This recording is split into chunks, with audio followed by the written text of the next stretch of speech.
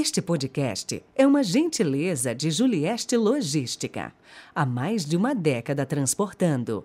27 3228 0586.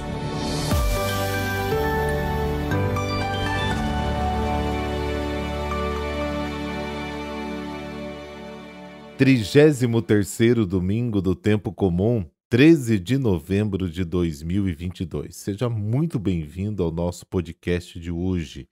Você que nos acompanha pelo Spotify ou YouTube, um prazer te fazer companhia com a palavra de Deus. Rezemos.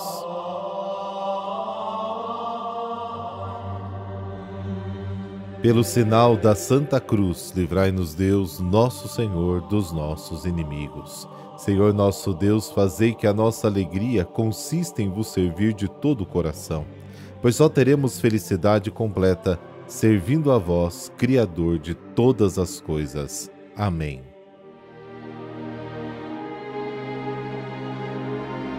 Lucas, capítulo 21, versículos de 5 a 19. O Senhor esteja convosco, Ele está no meio de nós.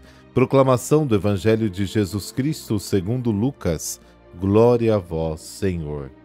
Naquele tempo, algumas pessoas comentavam a respeito do templo, que era enfeitado com belas pedras e com ofertas votivas. Jesus disse: Vós admirais essas coisas? Dias virão em que não ficará pedra sobre pedra, tudo será destruído. Mas eles perguntaram: Mestre, quando acontecerá isto? E qual vai ser o sinal de que essas coisas estão para acontecer? Jesus respondeu: Cuidado para não serdes enganados, porque muitos virão em meu nome dizendo: Sou eu, e ainda o tempo está próximo, não sigais essa gente. Quando ouvirdes falar de guerras e revoluções, não fiqueis apavorados. É preciso que essas coisas aconteçam primeiro, mas não será logo o fim. E Jesus continuou: Um povo se levantará contra outro povo, um país atacará outro país. Haverá grandes terremotos, fomes e pestes em muitos lugares. Acontecerão coisas pavorosas e grandes sinais serão vistos no céu. Antes, porém, que essas coisas aconteçam, sereis presos e perseguidos. Sereis entregues às sinagogas e postos na prisão. Sereis levados diante de reis e governadores por causa do meu nome. Esta será a ocasião em que testemunhareis a vossa fé. Fazei o firme propósito de não planejar com antecedência a própria defesa, porque eu vos darei palavras tão acertadas que nenhum dos inimigos vos poderá resistir ou rebater. Sereis entregues até mesmo pelos próprios pais, irmãos, parentes, amigos, e eles matarão alguns de vós. Todos vos odiarão por causa do meu nome. Mas vós não perdereis um só fio de cabelo da vossa cabeça. É permanecendo firmes que ireis ganhar a vida. Palavra da salvação. Glória a vós, Senhor.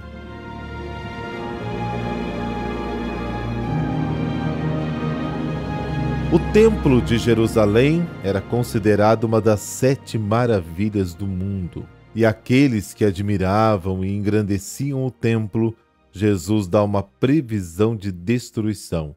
O templo será assim destruído.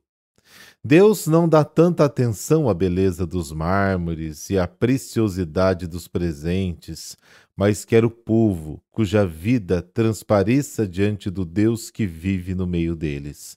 O profeta Miqueias havia predito: Ouvi, pois, ó príncipes da casa de Jacó, ó juízes da casa de Israel, que tendes a justiça com horror e perverteis todos os direitos, que edificais Sião com sangue e Jerusalém com iniquidade. Por sua culpa, Sião será arada como um campo, Jerusalém se tornará um monte de ruínas, e o templo se tornará um monte arborizado. Miqueias capítulo 3. Jesus é questionado aqui apenas sobre o fim do templo. A destruição de Jerusalém não faz parte dos eventos do fim do mundo. Já aconteceu quando Lucas escreve o seu evangelho.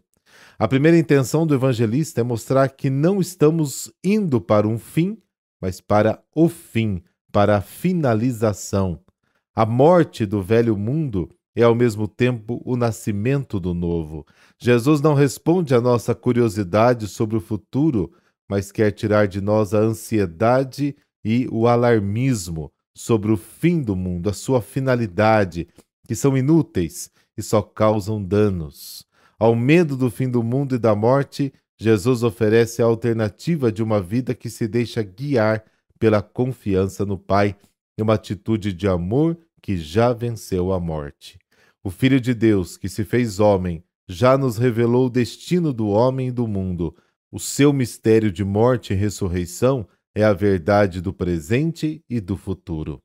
Para os ouvintes de Jesus, a destruição do templo significou o fim do mundo e a volta do Filho do Homem. Mateus capítulo 24. Na verdade, significa o fim de um velho mundo e o início de um novo. O fiel em Cristo não deve dar ouvidos a rumores falsos, enganosos.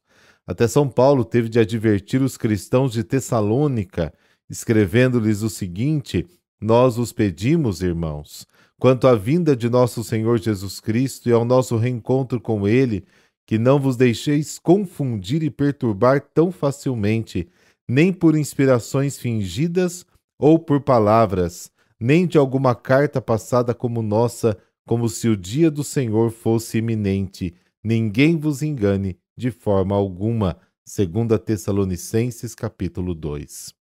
São Paulo, inclusive, apresenta o sedutor assim: virá a apostasia e será revelado o homem da iniquidade, o adversário, aquele que se eleva acima de todo ser, chamado e adorado como Deus, a ponto de se estabelecer no templo de Deus, fingindo ser Deus. A falta de humildade é o primeiro sinal de uma mentira. Só um é o Salvador e Senhor, aquele que se fez último de todos e servo de todos.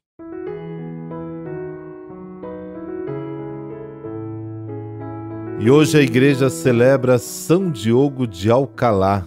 Diogo nasceu em Alcalá, no Porto, em Sevilha, por volta do ano de 1400. Filho de pais muito pobres e simples, viveu como monge eremita em penitência e oração.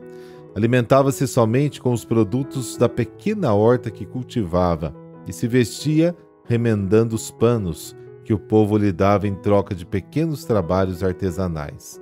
Por ser muito considerado, atraiu muitos doadores e, para manter melhor o recolhimento, optou por fazer-se franciscano. Frei Diogo trabalhava como porteiro e cozinheiro no convento. Privava-se do seu próprio pão para dá-lo aos mendigos, e aconteceu de encontrar a cesta dos pães cheias de rosas. Este milagroso carinho de Deus para com ele foi diversas vezes retratado em pinturas, incluindo várias de Murilo. Em 1441, Diogo foi enviado como missionário às Ilhas Canárias. Seu trabalho dedicado valeu-lhe o cargo de superior da ordem, embora fosse apenas irmão leigo, mas sua atuação em prol dos indígenas não era bem vista pelos colonizadores, que os mantinham como escravos, e tornaram sua atuação difícil a ponto de ter que voltar para a Espanha em 1449. No ano seguinte, ficou retido em Roma por causa de uma grave epidemia. Neste período, dedicou-se a cuidar dos doentes com grande caridade e utilizando os dons carismáticos de cura que possuía. De volta à Espanha, recomeçou no trabalho de porteiro e cozinheiro em vários mosteiros, sendo o último deles o de Alcalá, onde faleceu no dia 12 de novembro de 1463. Ó Deus, concedei-nos pelas preces de São Diogo de Alcalá, a quem destes perseverar na imitação de Cristo pobre e humilde, seguir a nossa vocação com fidelidade e chegar àquela perfeição que nos propusestes em vosso Filho, nosso Senhor Jesus Cristo. Amém. Abençoe-vos o Deus Todo-Poderoso, Pai, Filho, Espírito Santo. Amém. Bom domingo, nos falamos amanhã.